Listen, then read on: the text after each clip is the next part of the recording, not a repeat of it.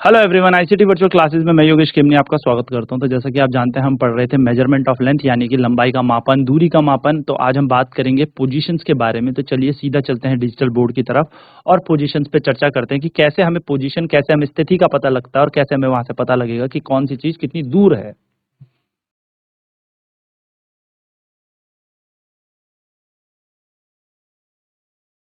Describing positions पे हम बात करते हैं। तो देखिए, डिस्क्राइबिंग पोजीशन यानी कि पोजीशंस को कैसे डिस्क्राइब करोगे। तो एक दिन टीचर ने स्टूडेंट्स को कहा कि वह प्लान कर रही है एक educational visit to nearby garden. Garden में जाएंगे और वहां पर हम कुछ एजुकेशनल विजिट करेंगे।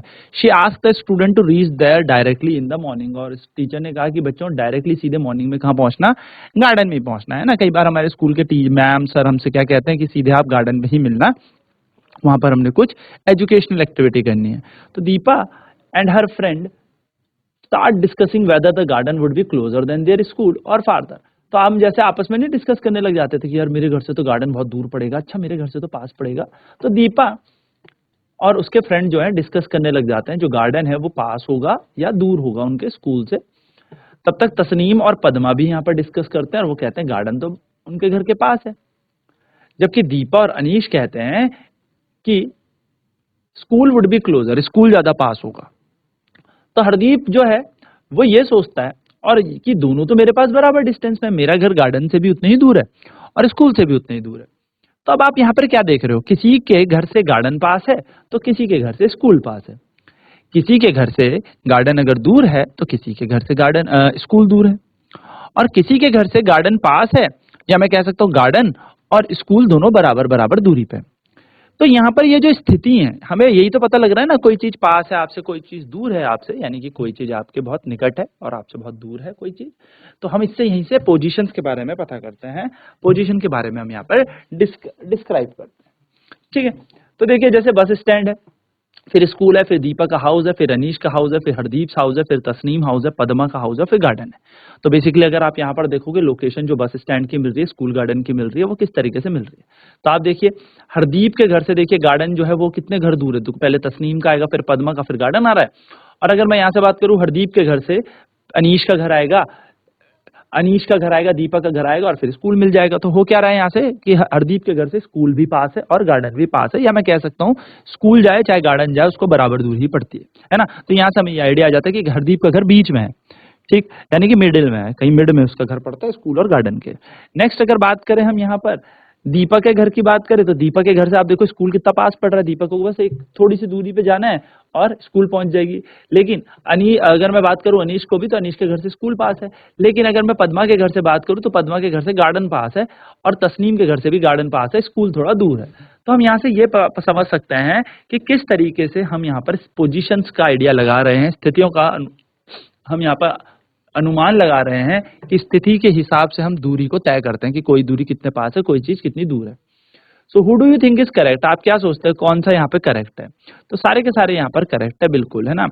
किसी के घर से गार्डन पास था तो किसी के घर से गार्डन दूर था, किसी के घर से स्कूल पास था तो किसी के घर से स्कूल दूर था, किसी के घर से गार्डन और स्कूल दोनों बराबर दूरी पे। तो यहाँ पर सारे के सारे बच्चे हमारे सही हैं। सो वाई देयर ऑब्जर्वेशन डिफरेंट, पर सबकी ऑब्जर्वेशन डिफरेंट डिफरेंट क्यों आई। तो इनकी ऑब्जर्वेशन इसलिए डिफरेंट आई क्योंकि इनकी जो लोकेशन है, या मैं कह सकता हूँ इनका जो locating the distance of the school and the garden. तो अगर आप स्कूल और गार्डन की पोजीशन को देखेंगे, लोकेशन को देखेंगे, तो वो अलग अलग दूरियों पे है ना।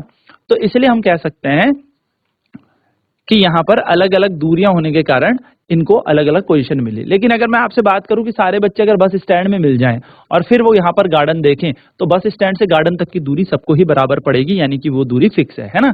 तो ये बात याद रखना है। चलिए, तो इस बिंदु को हम क्या कहेंगे, रेफरेंस पॉइंट बोलेंगे, यानी कि जहां से कोई वस्तु अपनी शुरुआत करती है या हम जहां से कंसिडरेशन कर रहे हैं। जैसे बस स्टैंड से मैंने गार्डन तक को कंसीडर किया, तो सबने बोला हम बस स्टैंड में मिलेंगे और फिर बस स्टैंड से हम साथ चलेंगे। क्यों, किसी को पास पड़ रहा था किसी को दूर, तो सबने ये प्लान किया कि all of the student will meet at bus stand and then they travel और विजिट द गार्डन टुगेदर। सारे के सारे गार्डन साथ चलेंगे। तो बस स्टैंड यहाँ पे एक रेफरेंस बिंदु हो गया कि बस स्टैंड से अब चाहे तस्नीम हो, चाहे हरदीप हो, चाहे नीश हो, चाहे दीपा हो, चाहे पद्मा हो, इन सबको बराबर ही दूरी तय करनी है बस स्टैंड से गार्डन की तरफ। तो ये जो बस स्टैंड है इसको हमने रेफरेंस पॉइंट बोल दिया है, एक निर्देश बिंदु बोल दिया है। चलिए फटाफट नोट करते हैं इसको, फिर बढ़ते हैं आगे।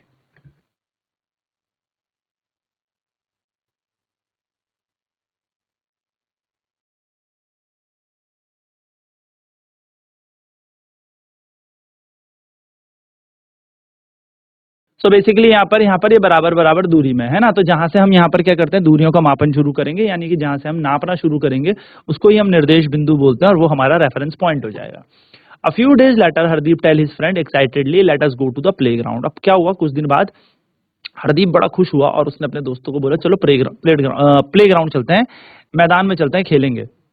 Sport teachers want us to help her draw lines with chuna powder, और स्पोर्ट्स टीचर चाहता है कि हम चूना पाउडर से लाइन खींचे। चूना पाउडर पता है ना, लाइम स्टोन, चूने से हम लाइन खींचते हैं ना जब रेसिंग वेसिंग करते हैं, ये स्पोर्ट्स डे हमारे स्कूल में होता है, तो उसी तरीके से चूने के पाउडर से हमने लाइन खींचेंगे। सो कबड्डी कोर्ट बनाना है स्पोर्ट्स डे के दिन, तो Padma we will need a longer measurement tape, तो पद्मा कहती है कि हमें एक लंबा मेजरिंग टेप चाहिए जिससे हम स्पोर्ट्स रूम से लेके आते हैं। ठीक है, तो दीपा बोलती है let's first decide the point of the ground, सबसे पहले आप इस ग्राउंड में एक पॉइंट बनाओ जहां से हम मेजर करना शुरू करेंगे। अब ऑब्वियसली ना, ऐसा तो है नहीं कि कहीं पे भी ग्राउंड से आप कहीं पे भी लाइन खींचना शुरू करोगे, सबसे पहले आप ग्राउंड के मिड में जाओगे या आप ग्राउंड के कॉर्नर में जाओगे कि अगर इतना स्पोर्ट्स डे हमारे हो रहे हैं तो स्पोर्ट्स डे में और भी स्पोर्ट्स हो तो हम अपना कबड्डी का कोर्ट यहाँ पर बनाए, है ना। तो इस तरीके से आप क्या करेंगे कि आप एक पॉइंट लेंगे और वहां से क्या करेंगे, मेजरिंग करना शुरू करेंगे। जिस बिंदु से आपने पहली लाइन खींचनी शुरू की वो बिंदु आपका रेफरेंस पॉइंट है। यानी कि जैसे आपने कोट बनाना है, अब मैं कोट देखो, जैसे ये यहाँ पर मेरे पास इतना सारा पेज पड़ा है साइड में, अब मैं कहाँ से खींचूं एक लाइन, जैसे मैंने यहाँ से लाइन खींचनी शुरू कर दी तो ये मेरा रेफरेंस बिंदु है। अब मैं इससे क्या करूंगा, ऐसे लाइन खींच सकता हूँ, ऐसे एक नीचे खींच सकता हूँ, ऐसे यूं और ऐसे यूं, तो मेरा रेफरेंस पॉइंट ये था कि इस बिंदु से मैंने क्या की, लाइन खींचनी शुरू की। ठीक है, तो इसको हम रेफरेंस पॉइंट बोलते हैं। चलिए फटाफट नोट डाउन करते हैं।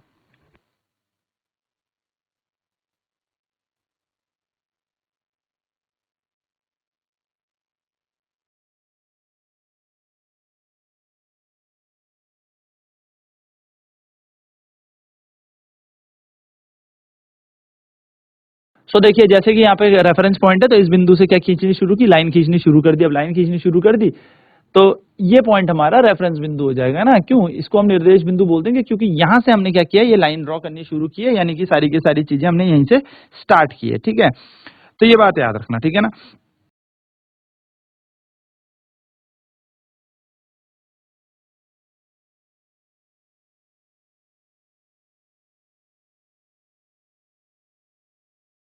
आफ्टर फ्यू डेज, कुछ दिनों बाद पद्मा ट्रैवल कर रही थी बस से अपने ग्रैंड पेरेंट्स के घर, दिल्ली जा रही थी वो, है ना। तो उसके दादा दादी जी जो है वो दिल्ली में रहते थे, तो पद्मा ट्रैवल करके बस से अपने ग्रैंड पेरेंट्स के घर जा रही थी, दादा दादी जी के घर जा रही थी दिल्ली में। तो she was eager to reach Delhi, वो बहुत खुश थी दिल्ली पहुंच के। And was reading the kilometre stones on the road side, और रोड के कोने में आपने देखा ना कि ऐसे ऐसे ये किलोमीटर के पत्थर होते हैं जिसमें लिखा रहता है दिल्ली 30 किलोमीटर, 40 किलोमीटर, 50 किलोमीटर, इस तरीके से। So one on 1 kilometre stone it was return Delhi 70 kilometre, तो एक पत्थर के ऊपर यहाँ पर लिखा हुआ था दिल्ली 70 किलोमीटर है। फिर थोड़ी देर बाद इन्होंने देखा कि दिल्ली 60 किलोमीटर है। यानी कि ये किलोमीटर स्टोन क्या इंडिकेट कर रहे थे, ये जो पत्थर है किलोमीटर के पत्थर, ये क्या बता रहे थे कि अब आप धीरे धीरे दिल्ली के पास आ रहे हो, क्लोज आ रहे हो, यानी कि वो अपने ग्रैंड पेरेंट्स के घर पास पहुंच रही थी। यानी कि अब ग्रैंड पेरेंट्स के घर जल्दी पहुंच जाएगी ना, क्योंकि अब क्या हो गया, 60 किलोमीटर, 50 किलोमीटर, 40, 30, 20, 10, फिर 0, यानी कि वो दिल्ली पहुंच गई, यानी कि वो अपने ग्रैंड पेरेंट्स के घर पहुंच जाएगी। तो इन किलोमीटर स्टोन से क्या इंडिकेट होता है, इससे पता लगता है डिस्टेंस फ्रॉम दिल्ली, यानी कि हम कह सकते हैं कि उसकी दूरी कितनी है दिल्ली से, यानी कि दिल्ली से पद्मा की कितनी डिस्टेंस है, कितनी दूरी है। So Delhi is the reference point in this situation, तो दिल्ली यहाँ पर क्या रेफरेंस पॉइंट है, दिल्ली से देखा जा रहा है ना कि पद्मा कितनी दूर है, तो इसको हम यहाँ पर रेफरेंस पॉइंट या निर्देश बिंदु कहते हैं। अगर किलोमीटर स्टोन रीड कर रहा है दिल्ली 70 किलोमीटर, यानी कि अगर किलोमीटर का स्टोन ये बता रहा है दिल्ली 70 किलोमीटर है, सो हम ये कह सकते हैं कि that the position of Padma is 70 kilometre from Delhi, यानी कि पद्मा 70 किलोमीटर दूर है दिल्ली से। जब स्टोन में 60 किलोमीटर लिखा होगा तो इसका मतलब जो पद्मा की पोजीशन है वो 60 किलोमीटर है दिल्ली से। चलिए फटाफट नोट करते हैं इसको भी।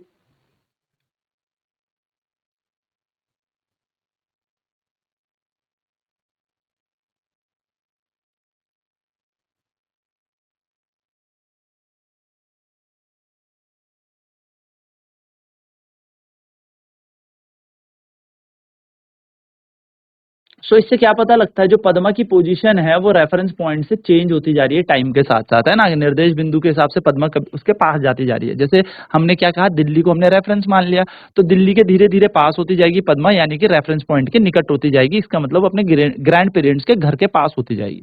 सो when does the position of an object change with respect to reference point, it change when object is moving. तो ये हमेशा तभी याद रखना कि जब कभी किसी वस्तु की स्थिति में परिवर्तन आएगा किसी निर्देश बिंदु के आधार पे या किसी निर्देश बिंदु के सापेक्ष में, तो हम कहेंगे वो वस्तु चल रही है, वो वस्तु मूव कर रही है। ठीक है। सो अब यहां पर बात करेंगे अब हम मूविंग थिंग्स की नेक्स्ट क्लास में। तो बेसिकली हमने क्या देखा, बेसिकली हमने ये देखा कि कैसे हम किसी एक रेफरेंस पॉइंट से हम यहाँ पर देखेंगे कि कोई चीज कितनी दूर है। तो रेफरेंस पॉइंट बहुत होना जरूरी है। जैसे हम अपने घर में भी कहते हैं कि हमारे घर से उसके घर की दूरी, हमारे घर से स्कूल, हमारे घर से रेलवे स्टेशन, है ना। तो हमारा घर यहाँ पर क्या है, एक निर्देश बिंदु, एक रेफरेंस पॉइंट है। ठीक है। अब नेक्स्ट क्लास में बात करेंगे मूविंग थिंग्स की, किस तरीके से चीजें चलती हैं और कौन कौन सी टर्मिनोलॉजी यहाँ पे यूज होते हैं। तो आज की क्लास में इतना ही। आईसीटी वर्चुअल क्लासेज में जुड़ने के लिए धन्यवाद। आपका दिन शुभ हो।